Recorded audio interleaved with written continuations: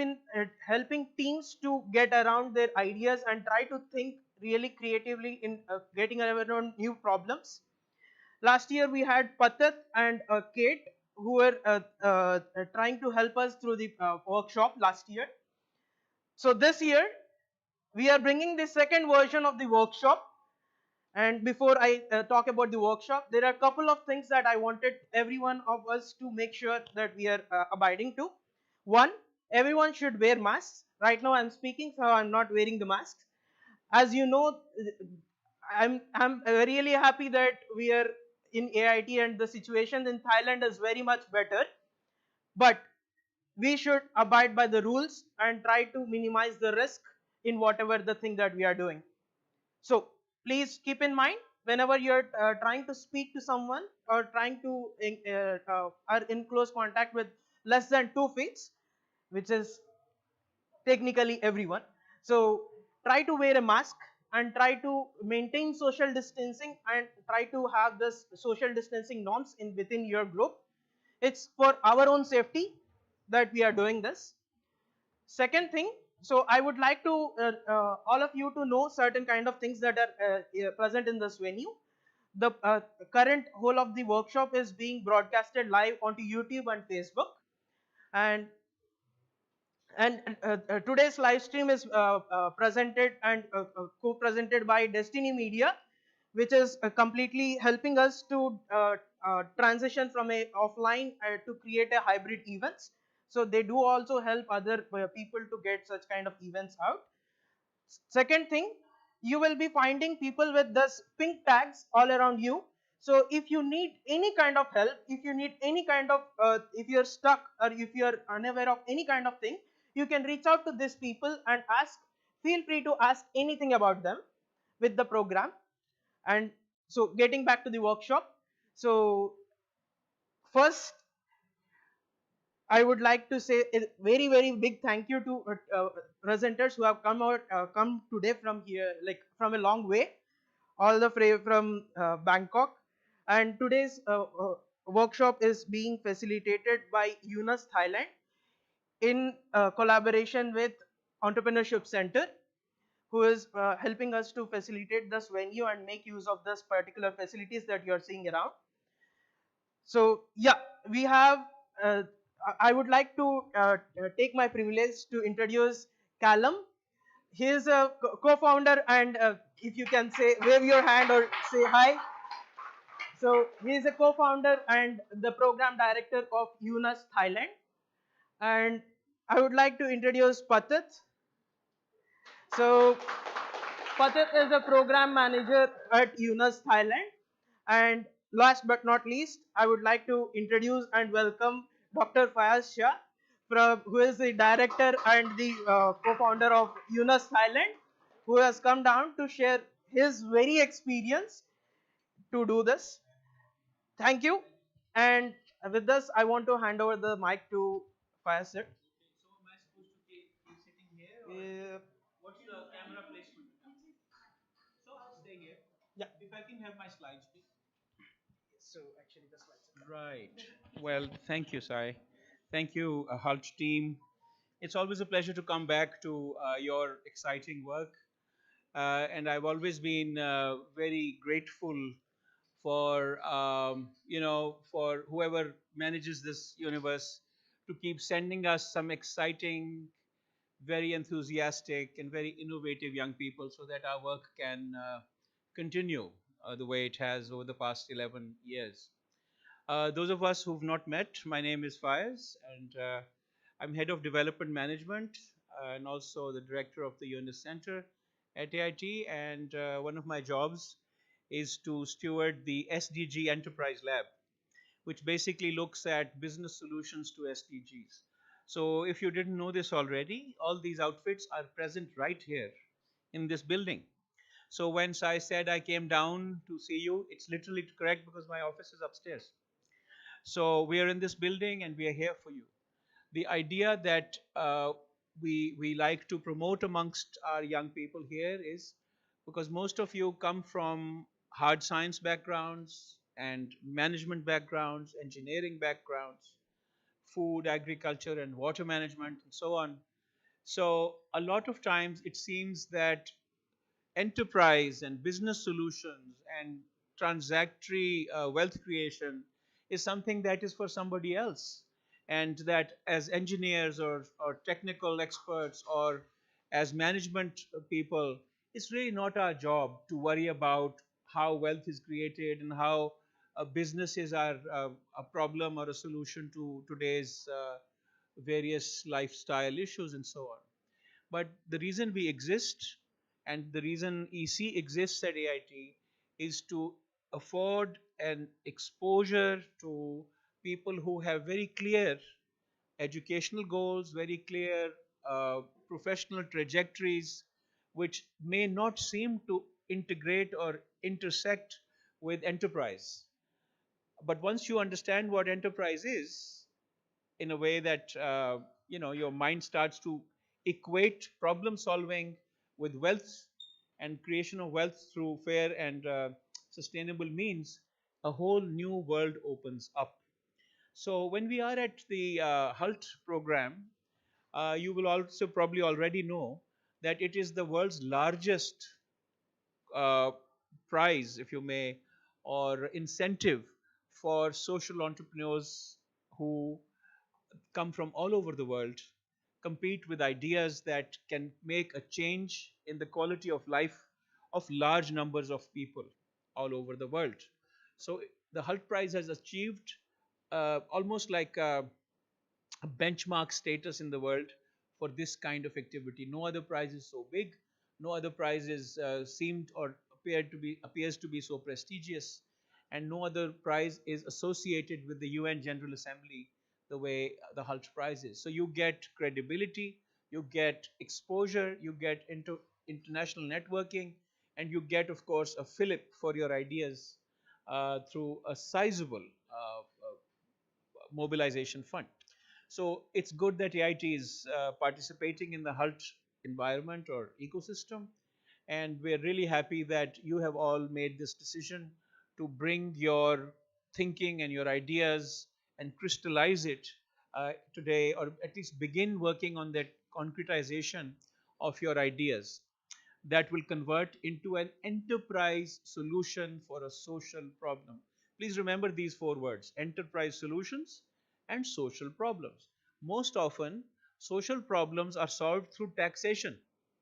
Governments take tax money and spend it on their citizens, or they are solved through philanthropy, money given in charity, where rich or worthwhile people provide money from their private resources to help other people solve their social problems. There is a third way in which international assistance or international aid works to fill the gaps of solving social problems.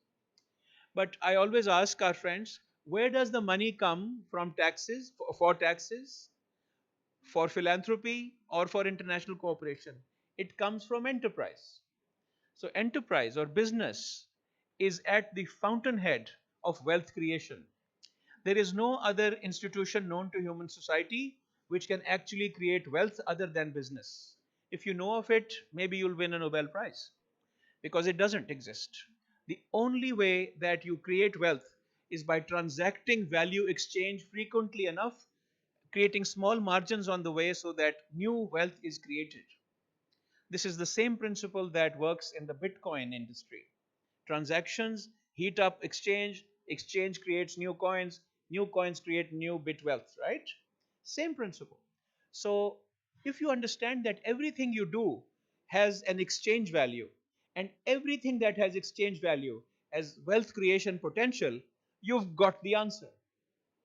So, the room that this group represents, or the group that this room represents, is about creating wealth to solve social problems.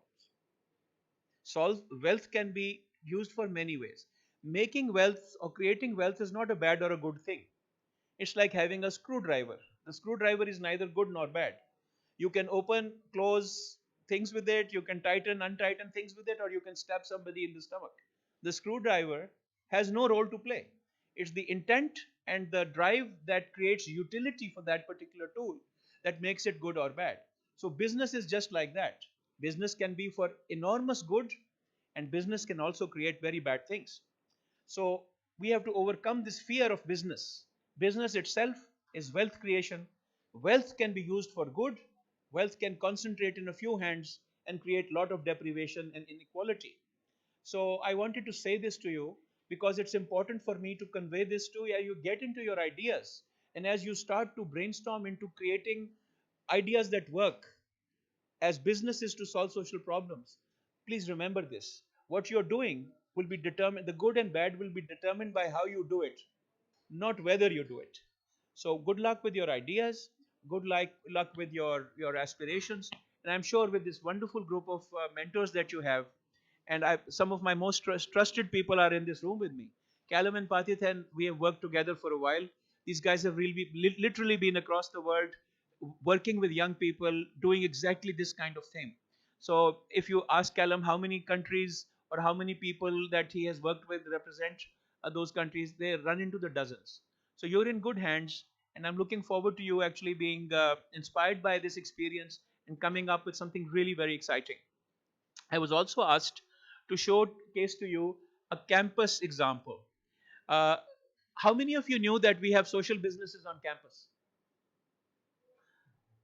Right. One of my oldest sort of, what should I say, not oldest in age, but in length, friends has been Chatur, who has seen the emergence of the first social business on campus. And this slide, do you recognize this place that's in the photograph? Really? What is this? What is this? Right. Did you know that this is a social business? Right. You are not supposed to. And I'll tell you why later. This business was started because two women lost jobs through COVID. And the story follows. And I'll tell you the story. And to create two jobs so that two women could feed their families, we started a small project. And now I see with great satisfaction that this shop is now a good, well regarded shop. But what you don't know is every time you buy food here, two families get meals. And of course, a lot of other vegetable sellers and meat sellers and egg sellers and etc. also add to their wealth creation. So the shops next are not bad either, they're family shops. But their intent is to make money for themselves. This shop makes money to solve a social problem, which is unemployment. Of course, we can't do more than this because it's a very small project, but it's a demonstration project of how somebody's good intent, business skills, and market savvy will create jobs for other people. Let's go to the next slide and I'll show you how it all began. Where's the next slide? Is it coming? Yes, it's somewhere there. Yes. No. Shall we go back? Yeah. One more, please. Let's go back one.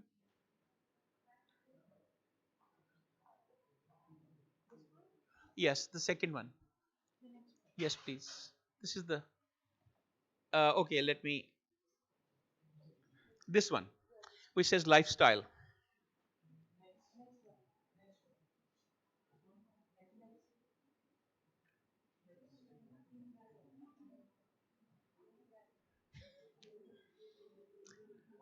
At last. Yes, yes, yes. No, no, no. Scroll up, please. Scroll up. Yeah, this one. Yeah. Okay, guys. This is supposed to be the first slide. And so this is how it all began. The SDG Translab is upstairs, and the Yunus Center is upstairs. Our job is to pilot and experiment with business solutions for social development. So what you see in these pictures is a brainstorm of some students that we used to have at that time, and some people who said, can we start a social business on campus? And we came up with this idea of starting a small shop where students would come and sell what they could sell. So the idea is very simple and I'll share it with you. We didn't want AIT to subsidize this because any business that subsidizes or is subsidized is anti-market. It skews the market, it creams competition, and it destroys the spirit of business. So we didn't want to get any favors from anybody. So we rented a shop in the arcade. Then this group of students got together and they brainstormed what we would sell. And what do you think we were selling? What do you see here? Sorry? Many things, right? Wrong. We were selling space. All these things that you see here, including Chatur's product, Chatur was simply buying space. We were not selling yogurt. We were selling a shelf that Chatur at that time could use. Because for selling his initial experimental product, you were not going to expect Chatur to rent a full shop, pay 6 months of rent, and then sit around developing the business because he was testing a product. So initially, he will tell you his own story, but we encourage students to rent shelf space and bring whatever they could bring to sell on campus. And we suddenly realized that we were making rental. It was a zero based shop, and people were actually making small amounts of money and experimenting with business. So you had people bringing food, like Chatur did. You had people bringing clothes, soap, things like that. And very soon, Chilchil became quite a successful story.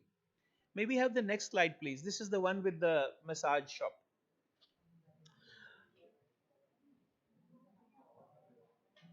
Okay, I'll tell you.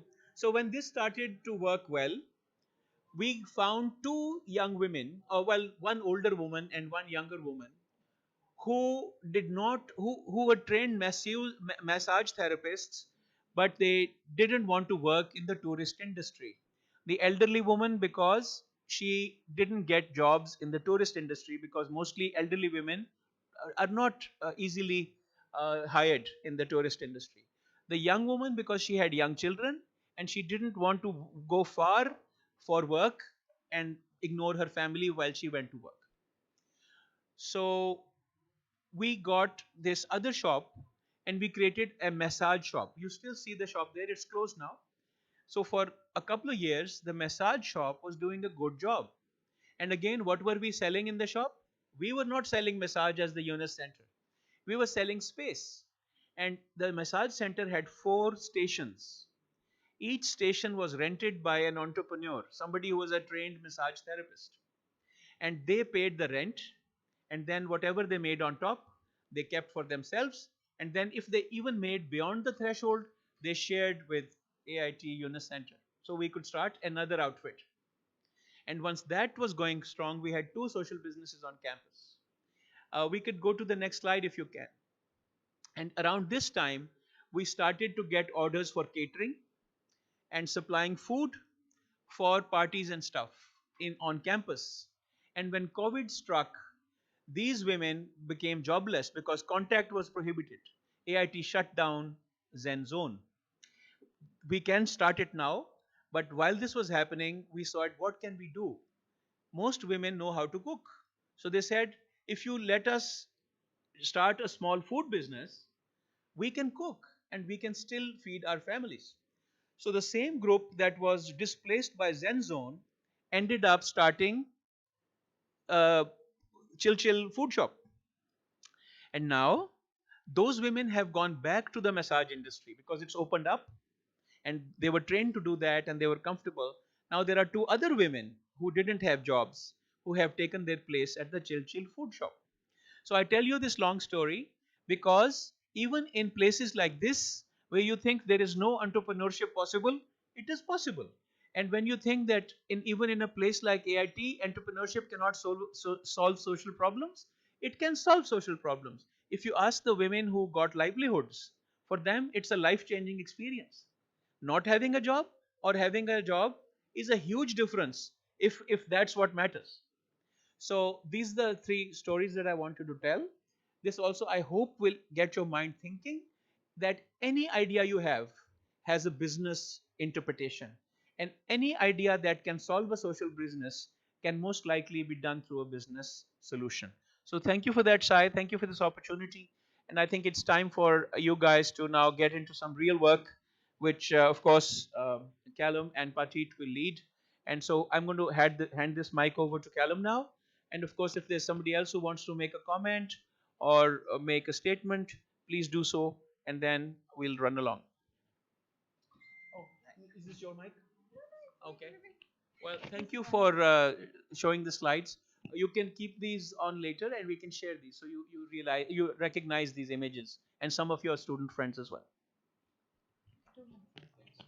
It was really nice to listen to you, sir, and listen to the proper stories actually.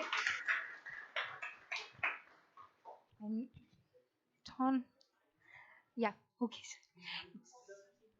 This microphone is for the Facebook Live, and we are talking loudly. So it was really. No, sir, it's really clear on Facebook. It's really clear on Facebook. So first time actually myself as well. First time we had listened to all the stories properly. We knew it, but we heard the entire story properly. This time we got a chance. Now it's really really thank you for that, sir. And to all the teams, actually there are 15 teams here who have already registered for the Hult Prize on campus program. I would like to welcome all of them for taking that step towards the change. And there are a few more people who are here for learning from the workshop. You guys are gonna love this workshop because we have met, myself and organizing team have met Callum and Pathit before itself, and we have actually taken this workshop what you guys are taking now before, and it changed our life a lot. So that's why we wanted to give this opportunity to you guys as well. So yeah. Before I hand over the mics to Callum and Pathit, I just want 5 minutes of your time to listen to social entrepreneurs and basically entrepreneurs inside a campus whom you guys actually have their products before, but you never know who those products are made of, who made these products. So I would like to introduce, we invited two people of this sort. The first one is Mr. Chaturvedi. I would like him to tell his experience.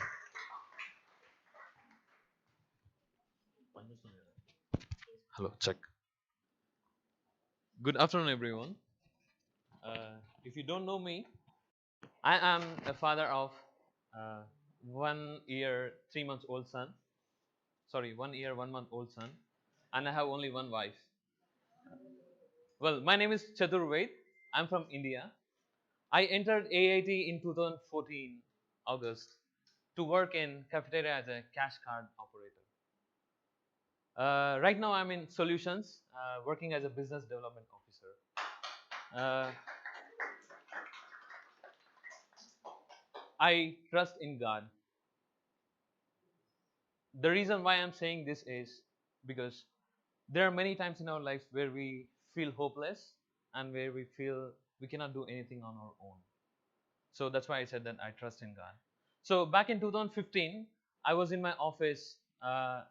Well, after cafeteria, I moved to OFAM, Office of Facilities and Assets Management. I was working as a facilities officer. During that time, I was praying that, God, I really don't want to do this job. Either give me some money to start a business or give me a good idea where I can start a business with zero money. So after praying this prayer, this idea popped up into my mind. I can see many Nepalis, Indians, Pakistan, Sri Lankan, Myanmar, and Bhutanese on this campus. And one thing that unites all of us is curry and followed by yogurt. Is that right? Yeah? How many of you agree on this? Okay. So I found that making yogurt is, even from UK, people loves yogurt. Yeah. So based on this, I was thinking that rather than making curry, it's always easy to make yogurt. So I started with 2 cups back in 2015 in the month of November, and I approached Time Out. If you are aware of that shop, yeah, I was so shy to enter the door because I have no idea how the business works, and I was so shy. How can I pitch? How can I tell them that please help me in selling this product?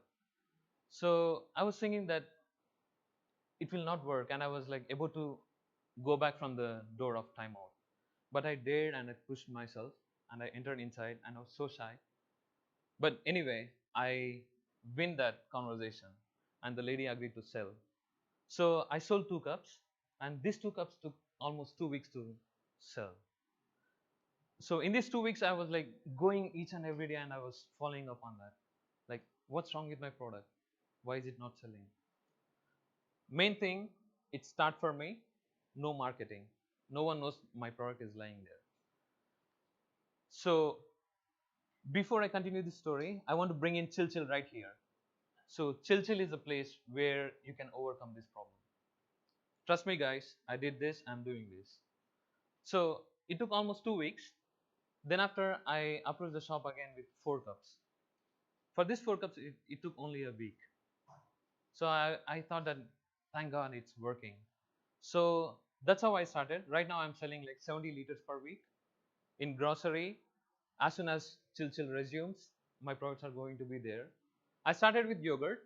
Currently I'm doing around 12 products, which has bread, flowers. You can see my website. Aditya, is it over? So when I started selling this yogurt, I I'm really cautious about like how can I help environment. The main thing, as we are educated, we know we should not use plastic. So in 2015, I decided that 2 years from now, I should not use plastic for my yogurt. But it's really impossible. But on different cases, I came up with this idea just using it's old school type, using clay pot. Clay pot is very successful in selling yogurt. So yeah, other than this, that's my website, which is called as chatshop.com. That's my logo, that's my brand, and everything. And Chill Chill played a big role in this, making it more successful. So right now, I have few samples if you would like to try.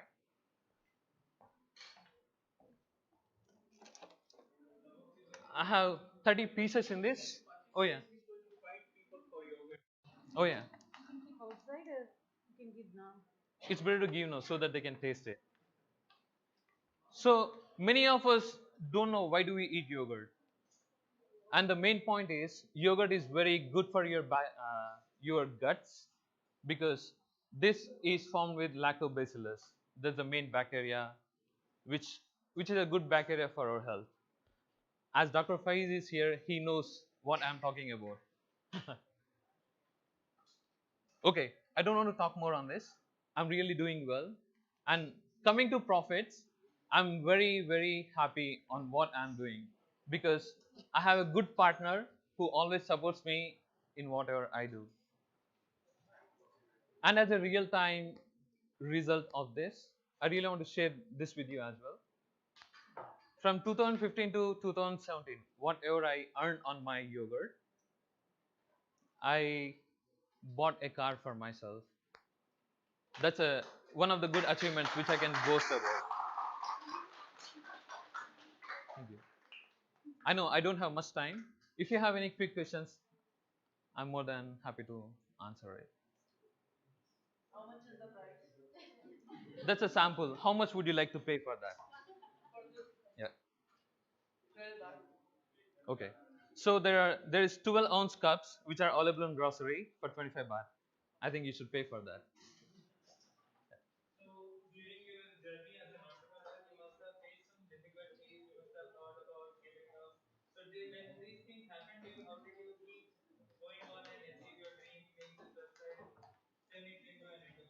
Oh yeah. Thank you, Oz. That's one of the favorite question. When I started this business, as I said, it took 2 weeks for me to sell 2 cups. Food business is one of the toughest business because you're dealing with perishable items and shelf life is always less, and yogurt is a seasonal business. When you start making yogurt, the fermentation time differs in winter season compared to summer, and sales are very good in summer when compared to rainy and winter. So all these years what I learned from selling yogurt is I came to know new things what I can do with my yogurt if they stand for a long time in the shelf in the refrigerator. So from for the time of first 2 weeks, it's always good to consume it. If it's going beyond 2 weeks, you can add it to your curry. Either it could be chicken or any kind of curries. And if it's still there lying in your ref shelf after 4th week, you can also use for your facial and for your grooming purposes. I think ladies should know about this. Yeah.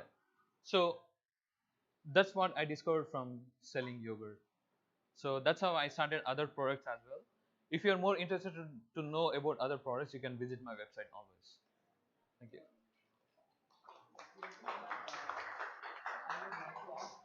Mhm. Told us that you started off with one cup and you were increasing. Yeah. So how did you like increase like the demand? Um, How did I increase yeah, my produce to meet the yeah, demand, yeah, right? like how did you like increase the supply like due to the demand? I mean, like, how did you like produce more and more and more? Here comes a term called market study. Once you start selling your product, you'll come to know how's the demand. Yeah. No, no. I'm asking you, sir, is that like what are the steps you took to produce more? Okay. What is that procedure? My uh, purchasing of my raw material has been increased. My kitchen became bigger because of the things that I'm doing, and of course, it costs more investment. Yeah. You're welcome. I don't know if I have answered your question in the right way. All right.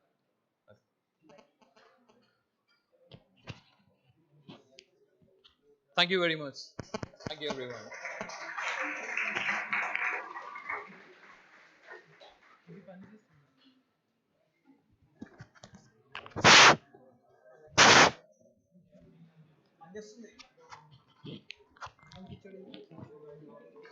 So guys, you guys just now saw examples of entrepreneurs from within ourselves. People think entrepreneurship is only huge companies, MNCs, DTAC, such kind of companies are only entrepreneurship. No, entrepreneurship is everywhere. We just have to look for it. So this was one of the example in our just among ourselves. So even when he was living his own life, on the side hand he was being an entrepreneur. That's what we all also can do, but we are not doing it. So this is a very good step for you guys to come down and listen to these people. Since you are starting your journey right now, I would suggest you to ask them such kind of questions which you think you might face, and you can learn from their experience. They have faced it already. So if you know what to do when something like that happens, you can take steps what they followed. So now I'm going to invite. So I would like to have another bigger round of applause for Mr. Chaturvedi. Thank you, guys. So now I would like to invite another amazing local entrepreneur. I have been seeing her since I came to AIT. My first birthday cake in AIT was baked by her, and then 2 years down the line, I saw that there is a bakery of hers in this very own building. So this person has been going at it since long time. She's consistent. She's baking cakes, and now she has taken another step to increase her entrepreneurship. So now I would like to invite Miss Sarah to come down and share her experiences.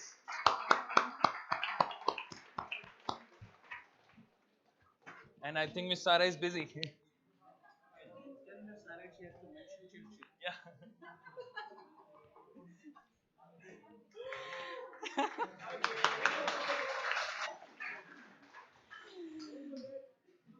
Cupcake. Good evening, everyone. I'm Saranga. I'm proud to say I'm a Sri Lankan. And actually, I am here because I am own a cafe in AIT, and also I have a cakes and cupcake kind thing. Actually, I started my journey in like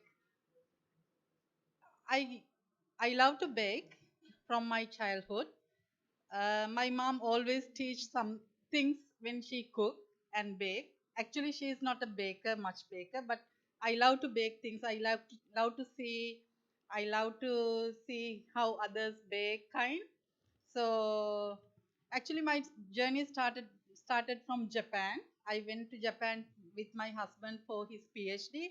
Then I was looking like I was bored little bit because he is going to university. He stay in the university until night, so I cannot do anything at home. Even I don't have a baby that time. So I searched in Craigslist and I found a job opportunity like baking stuff thing. So I just applied, but I didn't have many much experience at all. But I said to that lady that I don't have any experience, but I love to bake. So she said, that's what I want. So you should come. Then I went. The first day I can remember. I not familiar in Google thing. So in Japan, Tokyo, I went alone. I from the Google map and I lost my way. One 7-Eleven guide showed me the correct path, so I went after 30 minutes from the interview time. But the lady was like, so okay. I said, I'm really sorry, I just late because I lost my way. So she said, okay. She's a Pakistani guy, Pakistani lady, but British one, British now, British. So she said, okay, you can do some work here. Do some mean you have to have a trial here. So I did some fondant cutting. So she said, okay, so you can start from tomorrow. So I started my journey that way. Then I baked and I went early morning there. I have to be 6 in the morning and it's very cold and fine. So my husband sleeps until night. I have to wake up and go by 6 o'clock. So that's the way I start the journey. I didn't have any experience that time. So I respect her. She is named like Farah, her name. I really respect her. And until the day I open my cupcakes and cupcakes journey, I get permission from her because I didn't follow her recipe. These are all my recipes, but I should ask from her whether I can start or not. So she said, yes, you can do whatever you want, but don't follow the my things. I said, okay. So that's the way I started my journey. Then I decided, like, I had my kid there, first child there. So after that I just worked there for just 3 months. Then I got pregnant and had complication. Then she said, okay, you can stop until you get settled. So again I stop, again I start, again I stop, like that. So then we came to AIT again in 2016. Then again I hear bored with kid and all. So I decided to start my career like that. I started baking at home, and if someone ordered, they can come and pick up, like that. So I think so many of you like tasted my things, I know. So then I decided to start my cafe after my kids are settled, after they go to school. Then I am proud to say I am enjoying my life much as I can now. Also before also I enjoyed, but now I really feel when others say it's really good. So nobody still say it's only one person told that my cake is not good. It's okay. You. And yeah, that's okay. Yeah. So that is the way I started, and I am now hiring, giving some opportunities to people also. Now hiring for this 1 month, I hired two, two persons. So I hope to do something in future also. Yeah, I hope my business will grow. Yeah, thank you everyone. Don't give up. Be unique and do good and be good. That's it. Yeah. Thank you. So thank you so much, Miss Sarah. That was a really wonderful testimony. Yeah. Also, guys, one more round of applause. She is giving some free giveaways, cupcakes for you guys to enjoy, and kindly have it. If you like it, please go to Miss Sarah's cafe. So as you guys saw, entrepreneurs are everywhere, even around us. These guys, the two people who just came and gave this testimony, they are students like us. They are people who are in universities during their education. While they are working, they are also doing something to create value, right? So imagine if all of us are like them, creating value in some way or the other through our hobby, making our hobby a way to generate income. These guys are doing what they love and they are getting money paid for it. Imagine, right? So imagine if all of us keep doing that, we can really change the world. So it's not a big thing like we keep saying Like, come together, change makers, let's change the world. We can do it if we believe in it. So I won't take much of your time. Let's have one quick group photo and then let's begin the workshop. There are a lot of snacks giveaways by these guys as well over that side. So after the photo, you guys can have snacks, sit down with your coffees, and we can begin the workshops. Okay, guys. So if you guys can come and we can have a group picture together. Okay, awesome. Oh yeah, perfect. Everyone is already facing this way. So, acha.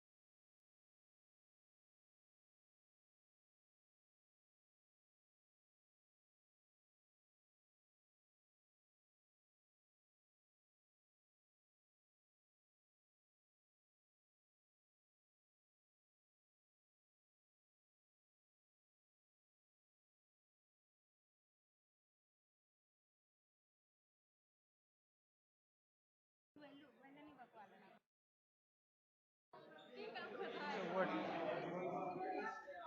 Next ఏంటి? నాకు అర్థం కావట్లేదు అందరు లేచి అదే వద్దు అందుకే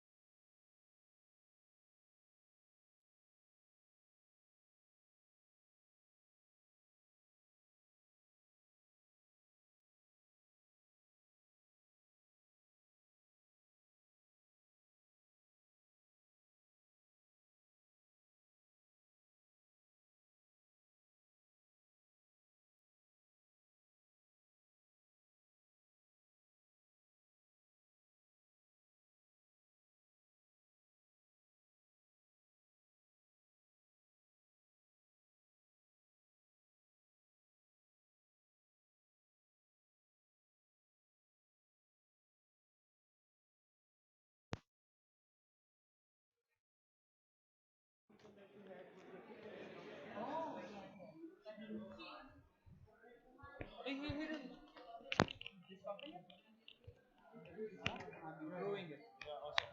So, mainly why I'll tell you objective. Mainly why we need like this. These guys have some presentations. And those presentation have the things what we were supposed to take camera and take it from the chart. So we can directly show the presentation live with a small screen of what they are talking and the audio through this. That's it. That's good.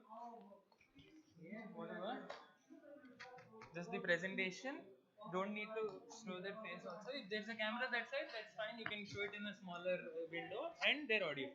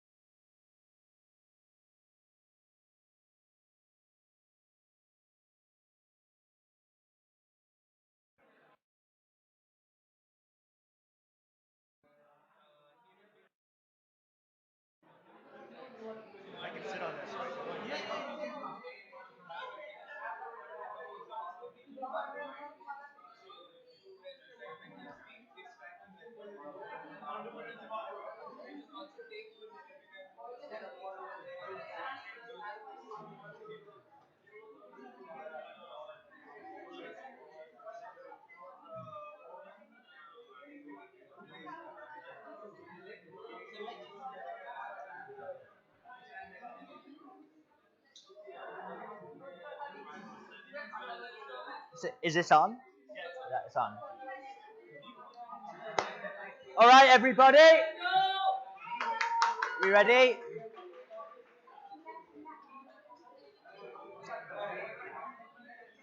Okay, folks. So let's crack on.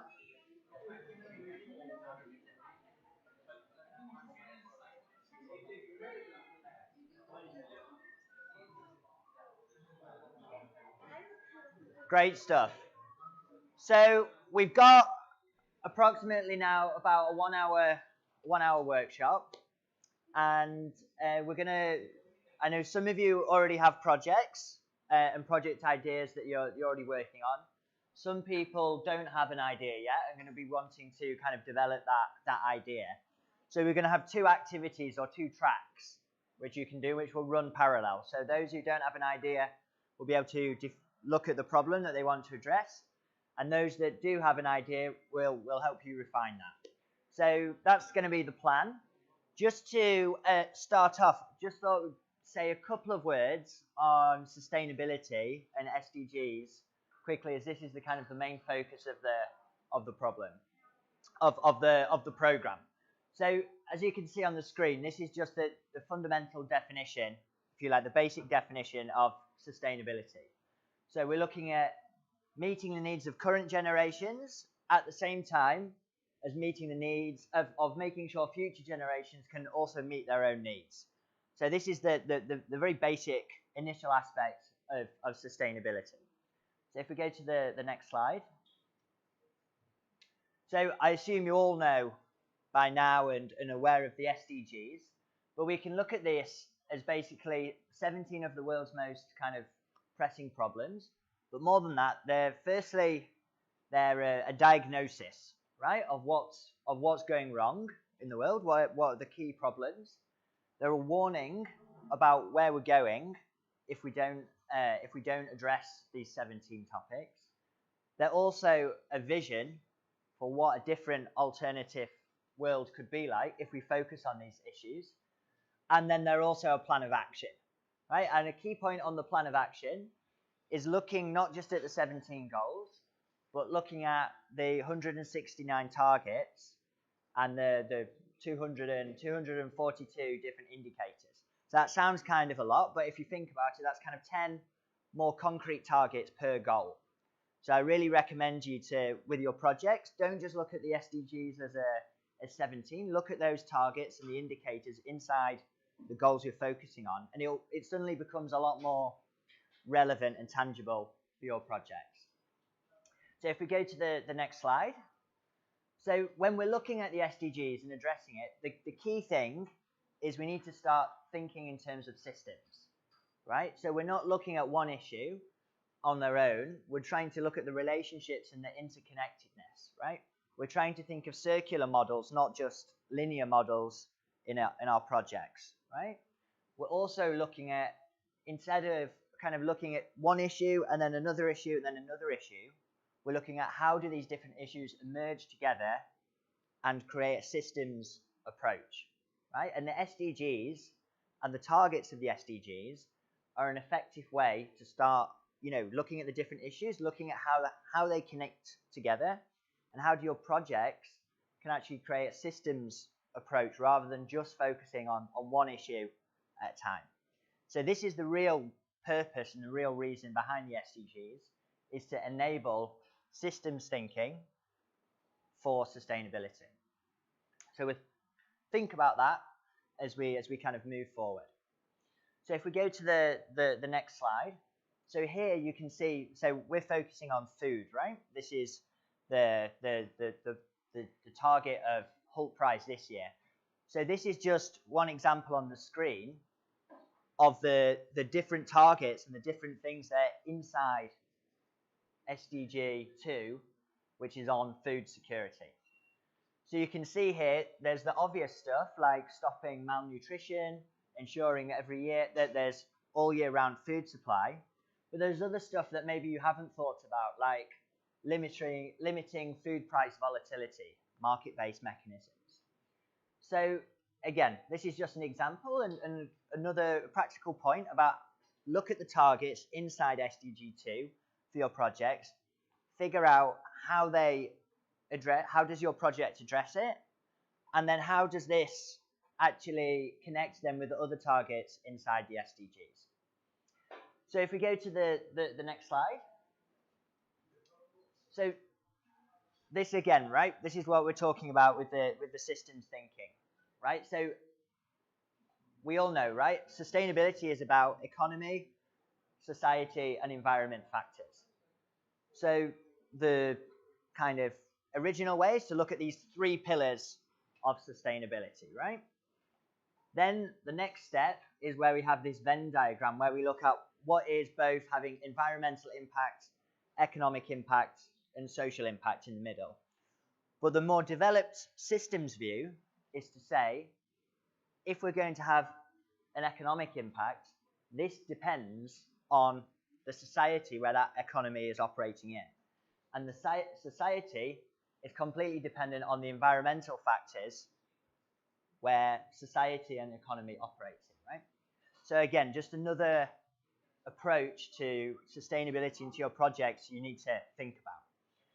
So when we're looking at sustainability, we can kind of look at this priority model, which is environment, society, economy. We use the SDGs as these framework to enable our systems thinking approach. You need to think about how does your project work at both a global level, regional level, national level, provincial level, and also very importantly at a local level as well. So what are the different layers in terms of geographic aspects to your project? And then also within this, right? What are the different stakeholder levels? So how does your project operate for an individual? How does it operate for a local community? But then what's also the political and the economic and the ecosystem dynamics to your project as well, right? What are the different layers, the multi-layered approach to your projects? So that's basically when we're talking about systems thinking, when we're talking about sustainability, we're trying to look at complex problems and understanding the different levels, the different layers, how things are connected, and then developing these projects based on trying to unpack this complexity, but without simplifying it too much. So use the SDGs as a tool to help you in this. And then what we're kind of talking about here and what Hult Prize is all about then is about social business, right? And how we can create, as Dr. Fayed said, a business engine, a business solution to solve these social problems. So this comes from my boss, Professor Yunus, and it's all about creating business, as Dr. Fayed mentioned, that are driven by a different purpose, right? That's the key point. Apart from that, we're wanting to solve a social problem. Instead of maximizing profits, but apart from that, all rules of business apply, right? The difference is in the intention. So what we're doing, we're basing our projects on our selflessness rather than our selfish profit maximizing human nature. So then just some key points for your projects, right? When we're addressing maybe products and services for poorer markets and poorer communities, right? What we call the bottom of the pyramid. So some key dynamics is the first thing is often customers don't have a buying power to buy your products, right? Because they're from a low income background. So you need to create buying power in your projects, okay? So how can we do this? Microfinance and credit payment schemes is one good approach. Also, how can your projects enable income generation of your customers itself? So the purchase of your product or service is actually an investment rather than a consumption for your customer, right? The second bit is then shaping aspirations. So what do we mean by this? So if your product itself or your service itself has a social impact inbuilt into it, then maybe your customers aren't aware of this social impact, right? So then what does that mean? It means your marketing strategy suddenly becomes an awareness and an educational strategy as well. So you build demand for your product, you build demand for your social impact, through education and marketing combined, right? So this is a very common thread in products and services for low-income populations. The third aspect is looking at local solutions, right?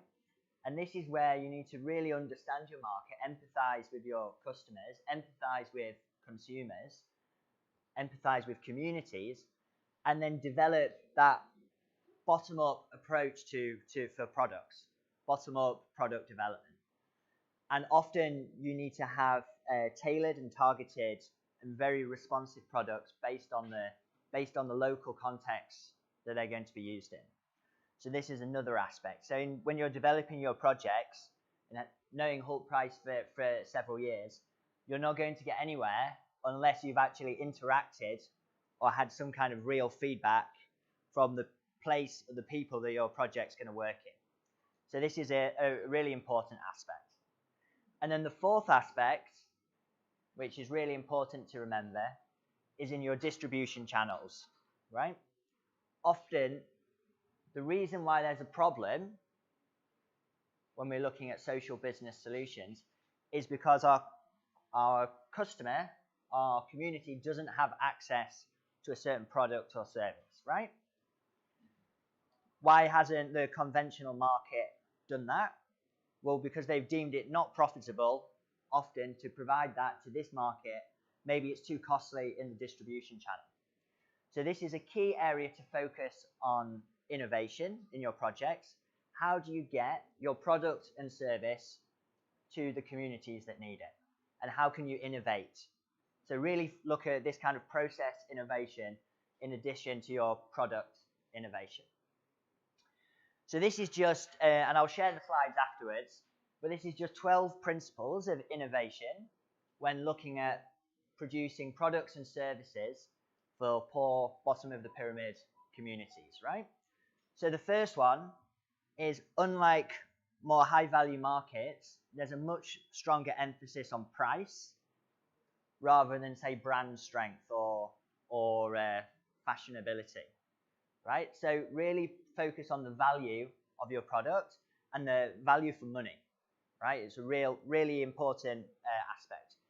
Second one is often, right, it's not a conventional market provision. It's not already been offered by traditional businesses or traditional things because there's a market failure, right? Because they've deemed it's not profitable to do this in the existing solution's current state. So what does that mean? It means you can't just take conventional solutions and try to change them a little bit. Often you have to completely rethink how something is produced, how something is delivered. So really go back to the drawing board and, you know, all assumptions aside. I'll just go through these quickly. So it has to be, when you're looking at products for communities, you know, poorer communities, your profit margin is going to be very small, right? Because you're trying to make it as accessible as possible. So your product and your project has to be scalable. You know, you have to reach scales of economy, right? If you're going to be financially sustainable, you know. So this is another thing. Think about scale from the beginning. Build scale into the design of your project. Then, look at efficiency very much as well. Look at how you can conserve resources in the whole value chain of your projects as well. It's also very important. Again, identify functionality, which is going back to that point of understanding your customer and market very well. Process innovation, which we've talked about. Also think about if you've got local communities involved in your value chains as well, how can you reduce the need for complex skills, right? If you're wanting to create jobs and employment opportunities for poorer people who don't have the same educational level, think about this. How can you make it accessible? And then, we talked about educating consumers. Also, think about the durability of your products as well. Often it's a more hostile environment. There's a lot of wear and tear.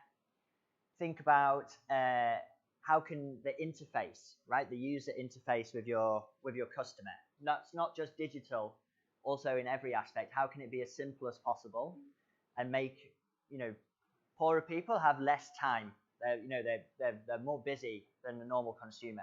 So how can they quickly adapt and take on to your new product or intervention?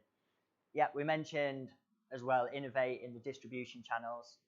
And then the final one is really important, right? There's been key assumptions in the traditional economy that said we cannot create a market-based solution to solve this problem. So challenge those key assumptions and look to use this as a source of innovation. So if we go to the next slide, so this is the activity we're going to do for those people who haven't got a project idea yet. It's a very simple activity. It's called the problem tree. So Pathit will be working on this, and this is just focus, a core problem that we're going to look at, and then you first off look at, okay, so what are the key effects of this problem, right? What's the primary effects of this problem? What's happening? What is happening because of this? And then what is happening because of this? What's those knock-on effects, right? So we start to understand the impact of the problem you want to focus on. And then the second aspect is looking at the causes. So why is this? What are the direct causes? Why is this happening? And then why is that happening as well? So if you know Toyota, they have this five whys in product development, right? And this is the similar thing. So why is our problem happening? Why is that happening? Why is that happening? And the exercise here helps us to understand the problem we want to focus on, which then will basically inform our overall project design. So the first step to building any project is understanding holistically what we're trying to address. So if we go to the next slide. So this will, I don't think we're going to have time because we're behind in time, but this was the second activity, which is basically building a shared value proposition as well. So what's your value exchange with customers? What's your value exchange with communities? What's your value exchange with institutions like governments and universities? What's your value exchange with partners as well? And then building this shared value proposition. So I'll share this with you, but I think we probably won't have time for this today. And then for those who have a project idea, just a raise of hands. Who knows business model canvas? 1, 2. Okay, so a few people. Great. So this is a business model canvas. It basically helps you identify the key components of your business model and develop this kind of overview dashboard of it, right? So this is the first step. So we'll focus on this today for those who have a project. But if we just go to the next slide, we'll also share this with you as well. So this is called the triple layered business model canvas. So the first thing is you plan out your overall business model. Then you look at what's the environmental factors within our project. So how does this work at different stages, from production to supplies to distribution to end of life as well. So this helps build circular economy aspects into our project as well. And then the third aspect is the social value and the social canvas of our project as well. So I think that's enough of me talking. Quick question then. So who has a project already in mind? By a show of hands. Who's working on a project? Okay, no, so who's not working on a project? Who's not got an idea? Okay. Right.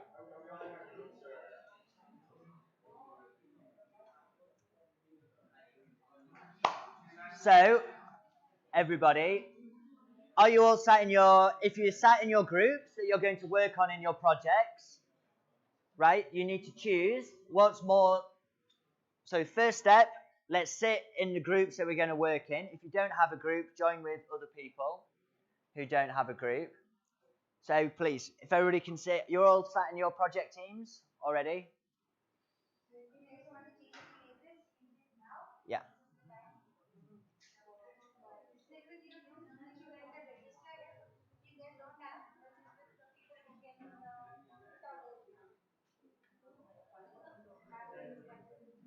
Okay, great. So since nobody is actually working on has a project idea, let's everybody focus on the problem tree first, okay? And so the first step is identify what the core problem that your project is addressing, and then let's start trying to map out the effects of this problem in the tree, okay? In the branches above.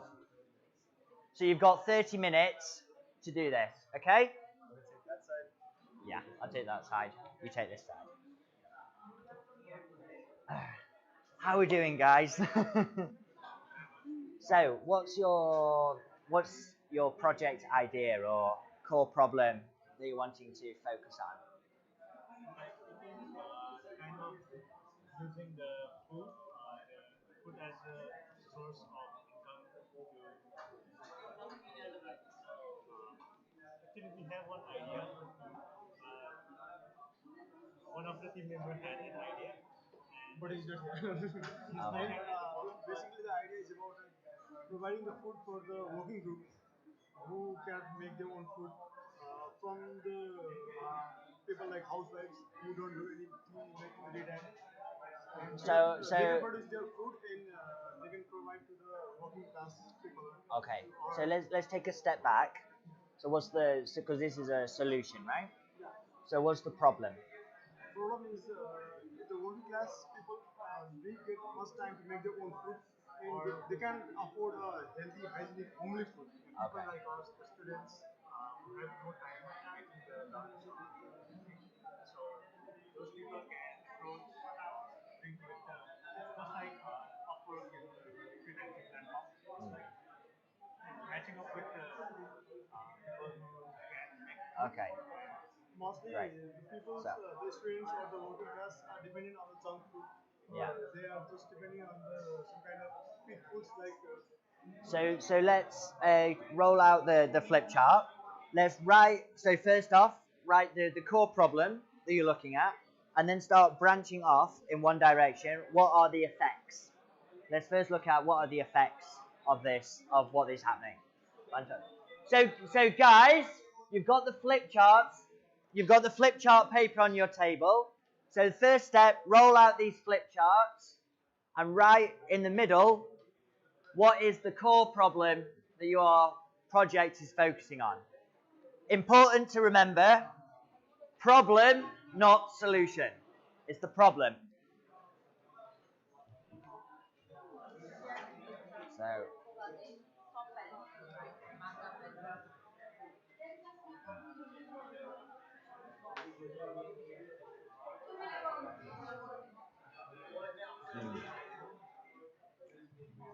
So how are we doing, guys? So what's the core problem that you're focusing on? Actually, you can use this notes to do it like that. Yeah. Yes, hello, sir. Alright. So my friend here, Tanka, he's from Bhutan. Lovely to meet you. Happiest place on earth. Yeah. So his idea is about selective use of farms to kind of grow alternate crops. Okay. In this case, he's noticed a certain trend in Bhutan where recently they're starting to grow kiwi, avocados, and things which are not indigenous to that area because a certain market has opened up in maybe the city, right? High value food. Yeah. So now, okay. So the issue is, of course, collecting farmers together, right? Yeah. Which is that if you try doing that in India, you'll be killed, basically. So we're trying to get Community collective organization. farming going. Yeah. things like that. So which, I mean, what do you suggest? So what's the core problem to start with? Yeah, the core problem is lack of land. Lack of land. So Okay. limited land, and we want to increase the productivity of that land. Yeah, yeah, Right? yeah. So for every square meter of usage, we want better yield. Yeah, Now, in the long term, that tends to destroy your fertility of the land. yeah, yeah. Also, the use of chemicals, fertilizers. We don't want to do that anymore. What do you want us to tell?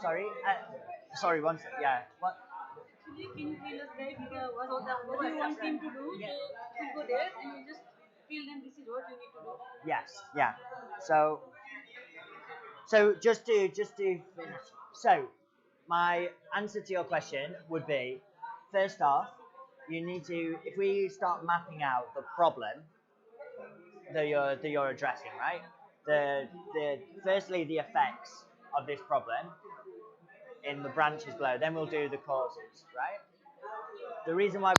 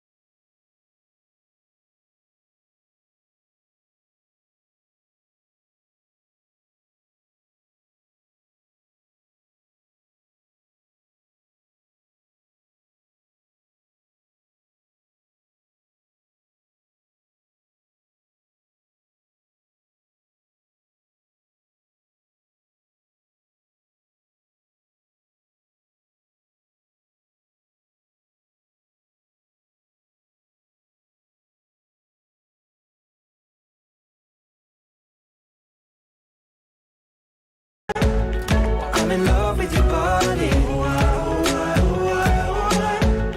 I'm in love with your body. I'm in love with your body. Every day discovering something brand new. I'm in love with the shape of you. Come on, be my baby, come on. Come on, be my baby, come on. Come on, be my baby, come on. Come on, be my baby, come on. Come on, be my baby, come on. Come on, be my baby, come on. Come on, be my baby, come on. Come on, be my baby, come on. I'm in love with the shape of you. We push and pull like a magnet do. Although my heart is falling too. I'm in love with your body. Last night you were in my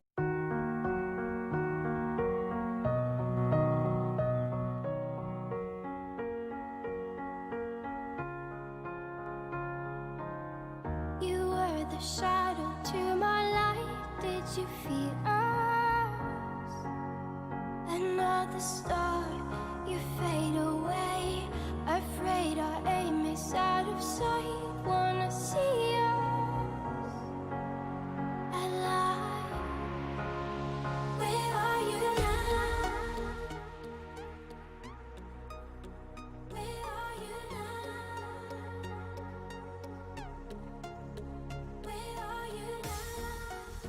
Was it all in my fantasy? Where are you now?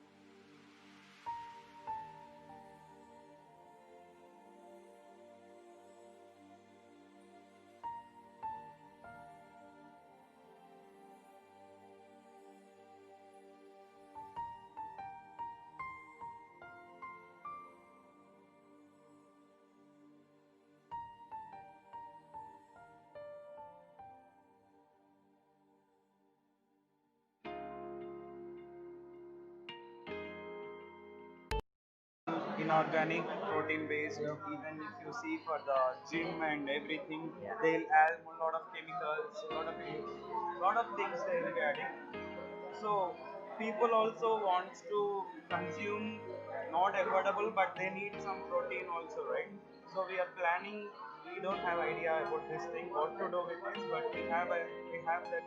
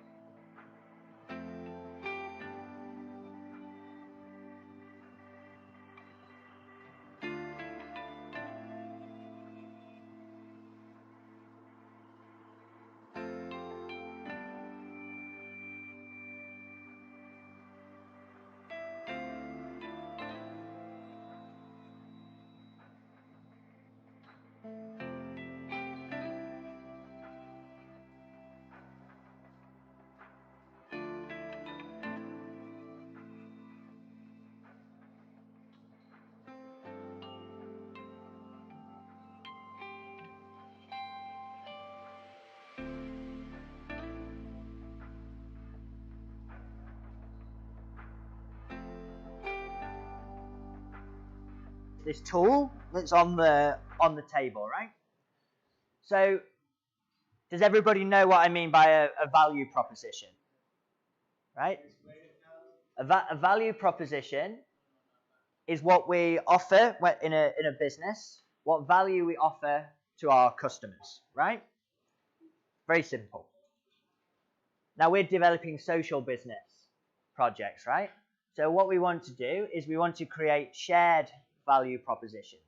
So we're not just thinking about customers, we're thinking about many different stakeholders. So this tool, which I'll share afterwards, it's called the Shared Value Proposition Mapping Tool, right? So you have here 4 groups of stakeholders. You've got your customers, you've got community, you've got partners, and you've got institutions. So with your projects, I'd really recommend you to, with your solution, after you've done this problem analysis, to look at, okay, so who's our customers? First step, map out our customers, map out the communities that our project is directed towards, map out our potential partners, right? And then map out the institutions, governments, or maybe universities that are connected to our projects. So once that's quite off-putting. That's it. Okay, so there's two presentations. So once we map out, right, all our stakeholders, then we can start looking at what's the value exchange, right, between these different stakeholders. So what value do we offer to them? And what value are they giving us in return, right? So it creates an understanding of the different value exchanges we have with our customers. So that might be quite simple, right? We give them a product or a service, and they give us money in return. But there might be other value exchanges at play, right? And then what's the value exchange between a government agency, right? What value do we offer them? What do we get in return? So this is the next stage, right? Let's try and map out the value exchanges between different stakeholders. And then the third aspect is we want to create a one-sentence shared value proposition. So how do we summarize the value of our project in one sentence, right? And this sentence, we call it the 4 C's. So it should be compelling, should be something that is emotionally appealing for the people it's addressing, should be crucial, right? So you have a pain point, right, or a specific need that our project is addressing. So they need our product or service. Has to be credible, right? What does that mean? That means that we can actually deliver this, right? You know, there's no point having a value proposition that you can't deliver. And then the final one is it has to be concrete, right? In one sentence, they have to know exactly what you're talking about. It can't be airy-fairy or non-specific, right? So these are four things to remember when creating your value proposition. And think of your value proposition in terms of multiple stakeholders, right? So this is a really good thing to include in your projects that you're submitting. So if we go to the next slide, so this is the business model canvas, right? You should all have it on your tables as well. And some people started filling this out. The business model canvas is very simple, right? It is basically just a dashboard, an overview of all the key components of a business. So you can fill this out in numerous different ways. It's worthwhile first off looking at your customer segments. So who are the people, who are the different customers that we're addressing in our business? And then look at the value proposition. What's our value to them, which you've identified in the previous tool. But I think it's all quite explanatory, but this is just a framework for you to put all those key ideas on all the key concepts you need to cover in your business model, in your project, onto one piece of paper, So if we go to the next slide. So as to link this back to the first thing we mentioned was everything has to have a focus on environment, right? So this is called the life cycle assessment canvas. So what we're looking at here is what are the environmental impacts of our project, of our product or service throughout the entire value chain. And understanding and using this environmental lens to address positive and negative environmental impacts of our projects. So we start off on this tool looking at the functional value, right? So this is where we define what we're going to analyze. So this example is for an espresso coffee cup, right?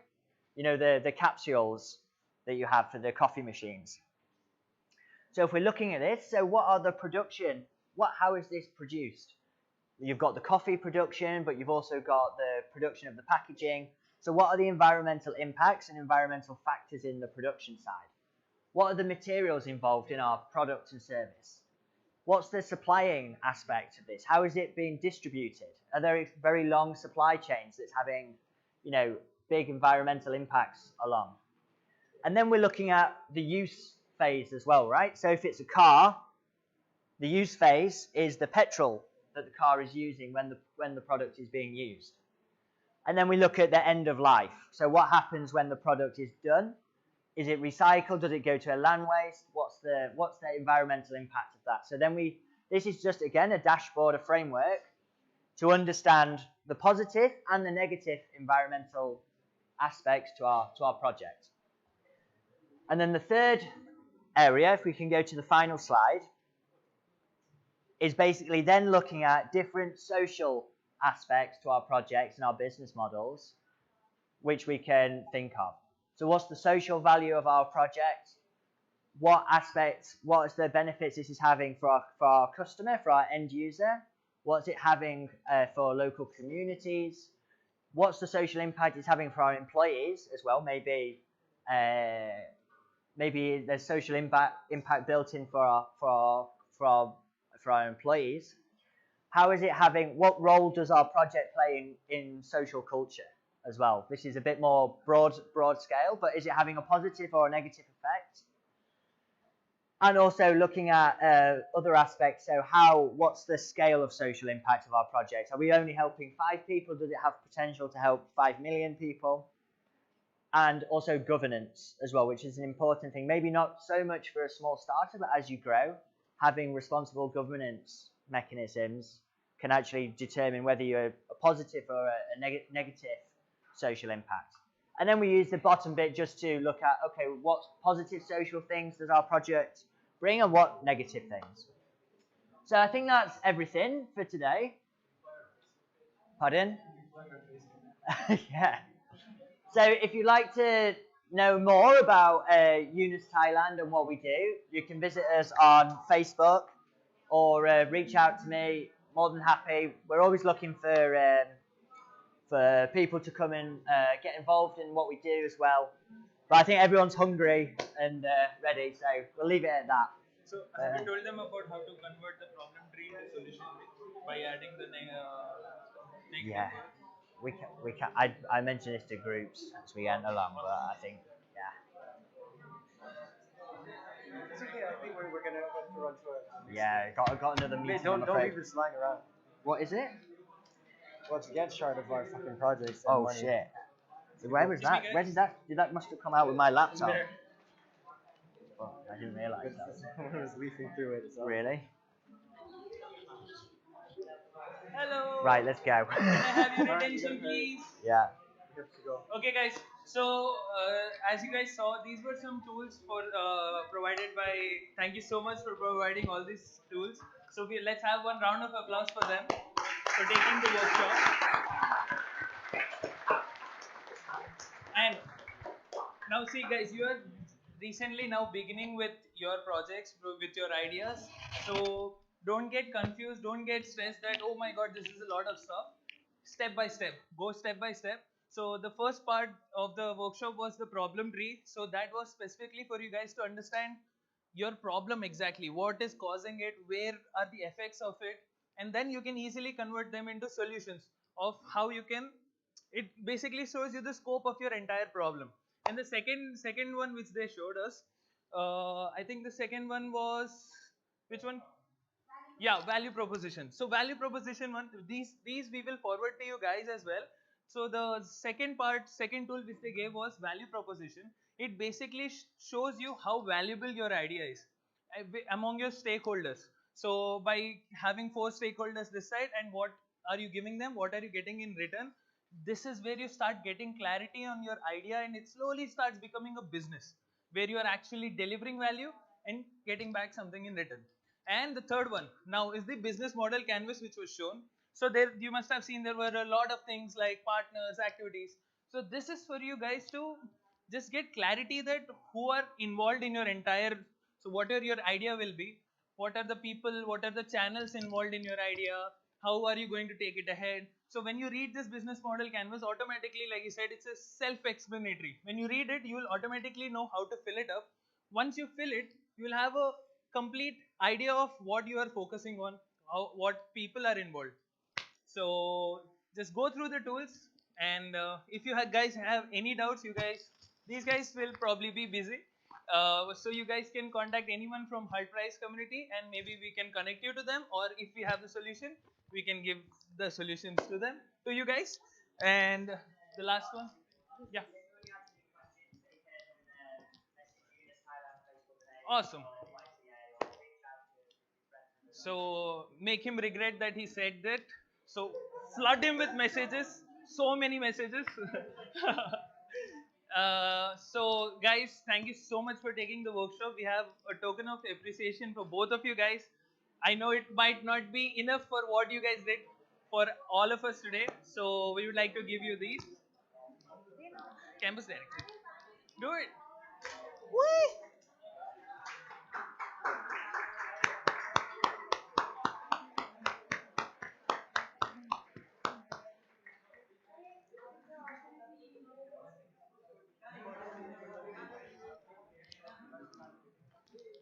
Me too, me too, me too. Thanks so much, guys. Of course, we're happy to.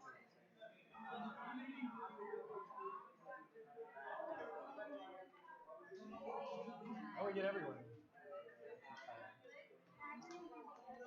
Right, Yeah, let's take with the organizing team and then. Come on, bro, come on. Come. आना रे भाई ठीक है नहीं आएगा वो